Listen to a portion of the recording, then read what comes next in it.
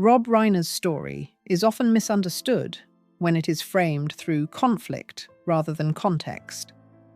At his core, Reiner was never driven by shock, spectacle, or outrage, but by a deep belief in conversation as a moral tool. His work consistently returned to the idea that people can disagree without losing their humanity, that argument can exist without cruelty, and that listening is as important as speaking. While public debates and political moments sometimes pulled attention away from his films, they never erased the values embedded within them. Reiner's career was built on patience, structure, and an unusual faith in the audience's intelligence. To understand him honestly requires stepping back from noise and tracing the quieter forces that shaped him long before fame, controversy, or cultural division entered the picture.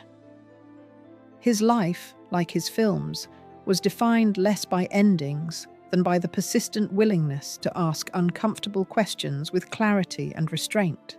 Growing up inside comedy's workshop. Born in 1947 in the Bronx, Rob Reiner grew up in a household where creativity was not romanticized, but practiced daily. His father, Carl Reiner, was a foundational figure in American television comedy, yet the home environment was less about celebrity and more about craft. Dinner table conversations revolved around structure, timing, and why certain lines worked while others failed. Comedy was treated as intellectual labor, not escapism. For young Rob, this meant absorbing an understanding that humor could carry moral weight without announcing it. However, being the son of a giant also meant learning early how comparison can quietly limit freedom. Rather than imitating his father's style, Reiner began forming an instinct for stories grounded in ethics, relationships, and dialogue. He learned that laughter could open doors, but meaning had to walk through them carefully, without noise or self-congratulation. Learning to observe from the margins, Reiner's early years were marked not by dominance, but by observation. At school, he was neither invisible nor central, existing instead at the edges of social spaces where attention flowed unpredictably. This marginal position sharpened his sensitivity to power dynamics, a trait that later defined his storytelling. He watched how authority asserted itself, how people performed confidence, and how silence often spoke louder than volume. Unlike natural leaders or athletes, Reiner learned to understand groups by listening rather than commanding. This perspective followed him into adulthood, shaping his preference for ensemble casts and dialogue-driven scenes. Even when he appeared on screen, he rarely sought to control attention. Instead, he focused on reaction, rhythm, and response. That early habit of standing slightly apart became a quiet advantage, allowing him to translate human behavior into cinema with uncommon emotional accuracy. Television as a moral classroom. Reiner's breakthrough role as Michael Meathead Stivic on All in the Family placed him at the center of America's cultural conversation during the 1970s. The series did not offer easy answers, and neither did his character. Michael was idealistic, flawed, persistent, and often wrong in tone, if not in intention. Through sharp exchanges with Archie Bunker, Reiner learned that conflict, when handled honestly, could reveal truth rather than destroy it. Off-camera, the environment was intellectually intense, with debates over language, responsibility, and representation encouraged rather than suppressed. This experience reinforced Reiner's belief that discomfort could be productive. Yet it also clarified his limits as an actor. Repeating the same arguments night after night made him aware that his real interest lay in shaping the conversation itself, not simply performing within it. Choosing risk over comfort, leaving a hit television series was a gamble few actors were willing to take. But Reiner understood that staying would trap him inside a single voice. Transitioning into directing meant starting over, often under skepticism shaped by his background. His early films reflected experimentation rather than calculation. This is Spinal Tap, challenged narrative form through improvisation, confusing audiences before eventually influencing an entire genre. Its slow recognition taught Reiner patience and reinforced his trust in long-term resonance over immediate approval.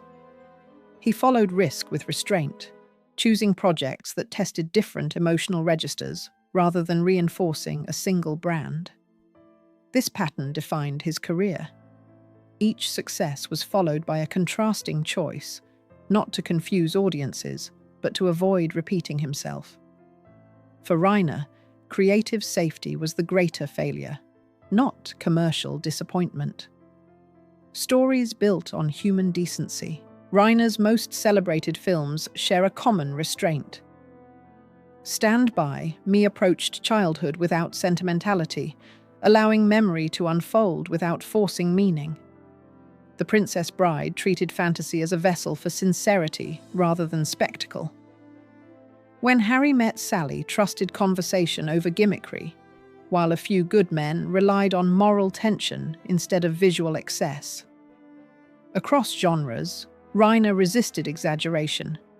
He believed that truth emerged when characters were allowed to speak fully, even when their words conflicted. This approach reflected his faith in human decency, not as perfection, but as effort. His films did not insist on agreement. They invited consideration. That consistency, rather than stylistic signature, became his true authorship. Audiences returned not because his stories were loud, but because they felt honest and durable. Public voice and personal conviction. As Reiner grew older, his engagement with public issues became more direct, reflecting a lifelong habit of confronting power through speech. Unlike his films, public platforms offered no narrative buffer, no characters to absorb reaction. Statements were received without context or pacing, and interpretation became instantaneous. For some, his voice represented civic responsibility. For others, it felt uncompromising. Yet this shift did not mark a departure from his values. It exposed them without the protective layer of storytelling. Reiner had always believed that silence carried consequences, and speaking out felt consistent with that belief. The difference lay not in intent, but in medium. Real life, unlike cinema, allows no edit, no distance, and no shared frame of reference. That tension reshaped public perception, but it did not erase the principles beneath it. Love, balance, and private stability. Behind public debate, Reiner's personal life reflected a gradual movement toward balance. His marriage to Michele Singer Reiner brought a quieter rhythm that contrasted with earlier intensity. Michele, a photographer accustomed to observation rather than confrontation, provided stability without control. Their partnership was built on space, patience, and mutual respect, rather than creative rivalry. As Reiner's public profile grew louder, home became a place where conversation could end without resolution.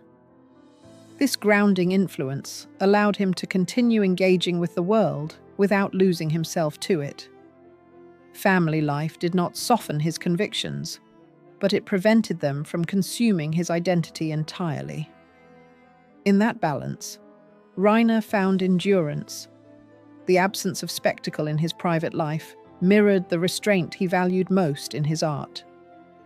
A legacy that refuses simplicity. Rob Reiner's legacy cannot be reduced to a single era, stance, or controversy. His films endure because they trust audiences to think, feel, and disagree without instruction. He never sought universal approval, only honest engagement. That choice inevitably produced division, but it also produced work that remains relevant across generations. Reiner understood that storytelling is not meant to comfort indefinitely, but to create space where complexity can exist without fear. Whether through comedy, drama, or conversation, he pursued clarity rather than consensus. His career reminds us that kindness does not require silence, and decency does not exclude disagreement. In a culture that often demands simple narratives, Reiner's life and work stand as evidence that thoughtful tension, handled with care, can be one of the most enduring forms of respect.